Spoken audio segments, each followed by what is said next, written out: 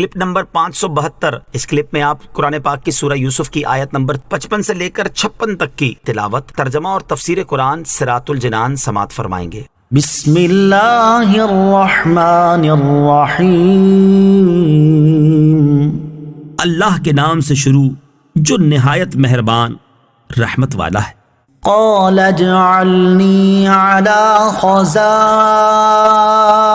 الارض انی حفیظ علیم۔ ترجمہ، یوسف نے فرمایا مجھے زمین کے خزانوں پر مقرر کر دو، بے شک میں حفاظت والا علم والا ہوں۔ قال فرمایا، تفسیر صراط الجنان میں ہے، حضرت یوسف علیہ السلام نے بادشاہ سے فرمایا اپنی سلطنت کے تمام خزانے میرے سپرد کر دے، بے شک میں خزانے کی حفاظت کرنے والا اور ان کے مصارف کو جاننے والا ہوں۔ بادشاہ نے کہا آپ علیہ السلام سے زیادہ اس کا مستحق اور کون ہو سکتا ہے؟ چنانچہ بادشاہ نے حضرت یوسف علیہ السلام کے اس مطالبے کو منظور کر لیا۔ وَكَذَلِكَ مَكَّنَّا لِيُوسُفَ فِي الْأَرْضِ يَتَبَوَّأُ مِنْهَا حَيْثُ يَشَاءُ نُصِيبُ بِرَحْمَتِنَا مَن نَّشَاءُ وَلَا نُضِيعُ أَجْرَ الْمُحْسِنِينَ۔ ترجمہ، اور ایسے ہی ہم نے یوسف کو زمین میں اقتدار عطا فرمایا، اس میں جہاں چاہے رہائش اختیار کرے، ہم جسے چاہتے ہیں اپنی رحمت پہنچا دیتے ہیں اور ہم نیکوں کا اجر ضائع نہیں کرتے۔ وَكَذَلِكَ اور ایسے ہی تفسیر صراط الجنان میں ہے، یعنی جس طرح ہم نے اندھیرے کنویں سے نجات دے کر، قید خانے سے رہائی عطا فرما کر اور بادشاہ کی نگاہوں میں معزز بنا کر حضرت یوسف علیہ السلام پر انعام فرمایا، اسی طرح ہم نے حضرت یوسف علیہ السلام کو مصر کی سرزمین میں اقتدار عطا فرمایا اور سب کچھ ان کے تحت تصرف ہے۔ حضرت یوسف علیہ السلام کی بادشاہت۔ امارت یعنی حکومت طلب کرنے کے 1 سال بعد بادشاہ نے حضرت یوسف علیہ السلام کو بلا کر آپ علیہ السلام کی تاج پوشی کی، تلوار اور مہر آپ کے سامنے پیش کی، آپ علیہ السلام کو جواہرات لگے ہوئے سونے کے تخت پر تخت نشین کیا، اپنا ملک آپ علیہ السلام کے سپرد کیا، کتفیر یعنی عزیز مصر کو معزول کر کے آپ علیہ السلام کو اس کی جگہ والی بنایا اور تمام خزانے آپ علیہ السلام کے حوالے کر دیے، سلطنت کے تمام امور آپ علیہ السلام کے ہاتھ میں دے دیے اور خود اس طرح فرما بردار ہو گیا کہ آپ علیہ السلام کی رائے میں دخل نہ دیتا اور آپ علیہ السلام کے ہر حکم کو مانتا۔ اسی زمانے میں عزیز مصر کا انتقال ہو گیا تو بادشاہ نے زلیخا کا نکاح حضرت یوسف علیہ السلام کے ساتھ کر دیا۔ جب حضرت یوسف علیہ السلام زلیخا کے پاس پہنچے تو اس سے فرمایا کیا یہ اس سے بہتر نہیں ہے جو تو چاہتی تھی؟ زلیخا نے عرض کی اے صدیق، مجھے ملامت نہ کیجیے، میں خوبرو تھی، جوان تھی، عیش میں تھی اور عزیز مصر عورتوں سے کوئی سروکار ہی نہ رکھتا تھا، اور آپ علیہ السلام کو اللہ تعالیٰ نے یہ حسن و جمال عطا کیا ہے، بس میرا دل اختیار سے باہر ہو گیا اور اللہ تعالیٰ نے آپ علیہ السلام کو معصوم کیا ہے، اسی لیے آپ علیہ السلام محفوظ رہے۔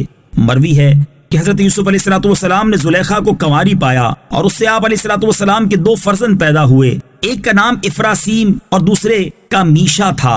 یوں مصر میں آپ کی حکومت مضبوط ہوئی۔ حضرت یوسف علیہ السلام نے مصر میں عدل کی بنیادیں قائم کی، جس سے ہر مرد و عورت کے دل میں آپ علیہ السلام کی محبت پیدا ہوئی۔ آپ علیہ السلام نے قحط سالی کے دنوں کے لیے غلوں کے ذخیرے جمع کرنے کی تدبیر فرمائی، اس کے لیے بہت وسیع اور عالی شان گودام تعمیر فرمائے اور بہت کثیر ذخائر جمع کیے۔ جب فراخی کے سال گزر گئے اور قحط کا زمانہ آیا تو آپ علیہ السلام نے بادشاہ اور اس کے خادموں کے لیے روزانہ صرف 1 وقت کا کھانا مقرر فرما دیا۔ ایک روز دوپہر کے وقت بادشاہ نے حضرت یوسف علیہ السلام سے بھوک کی شکایت کی تو آپ علیہ السلام نے فرمایا یہ قحط کی ابتدا کا وقت ہے، پہلے سال میں لوگوں کے پاس جو ذخیرے تھے سب ختم ہو گئے اور بازار خالی رہ گئے۔ اہل مصر حضرت یوسف علیہ السلام سے اپنے درہم و دینار کے بدلے میں غلے خریدنے لگے، یوں ان کے تمام درہم و دینار حضرت یوسف علیہ السلام کے پاس آ گئے۔ دوسرے سال مصریوں نے زیور اور جواہرات کے بدلے میں غلوں کی خریداری کی، یوں ان کے تمام زیورات اور جواہرات حضرت یوسف علیہ السلام کے پاس آ گئے۔ جب لوگوں کے پاس زیور اور جواہرات میں سے کوئی چیز نہ رہی تو انہوں نے تیسرے سال چوپائے اور جانور دے کر غلہ خریدا۔ یوں پورے ملک میں کوئی شخص کسی جانور کا مالک نہ رہا۔ چوتھے سال انہوں نے غلے کے لیے اپنے تمام غلام اور باندیاں بیچ ڈالیں۔ پانچویں سال اپنی تمام اراضی، عملہ اور جاگیریں فروخت کر کے حضرت یوسف علیہ السلام سے غلہ خریدا۔ اس طرح یہ تمام چیزیں حضرت یوسف علیہ السلام کے پاس پہنچ گئیں۔ چھٹے سال جب ان کے پاس کوئی چیز باقی نہ رہی تو انہوں نے اپنی اولادیں بیچ دیں اور اس طرح غلہ خرید کر اپنا وقت گزارا۔ ساتویں سال وہ لوگ خود بک گئے اور غلام بن گئے۔ اس طرح مصر میں کوئی آزاد مرد باقی نہ رہا، نہ عورت۔ جو مرد تھا وہ حضرت یوسف علیہ السلام کا غلام تھا، اور جو عورت تھی وہ آپ علیہ السلام کی کنیز تھی۔ اس وقت لوگوں کی زبان پر یہ تھا کہ حضرت یوسف علیہ السلام کی عظمت و جلالت کبھی کسی بادشاہ کو میسر نہ آئی۔ حضرت یوسف علیہ السلام نے بادشاہ سے فرمایا، تم نے دیکھا کہ اللہ تعالیٰ کا مجھ پر کیسا کرم ہے اور اس نے مجھ پر کیسا عظیم احسان فرمایا ہے۔ اب ان لوگوں کے بارے میں تیری کیا رائے ہے؟ بادشاہ نے عرض کی، جو آپ علیہ السلام کی رائے ہو وہ ہمیں منظور ہے۔ ہم سب آپ علیہ السلام کے تابع ہیں۔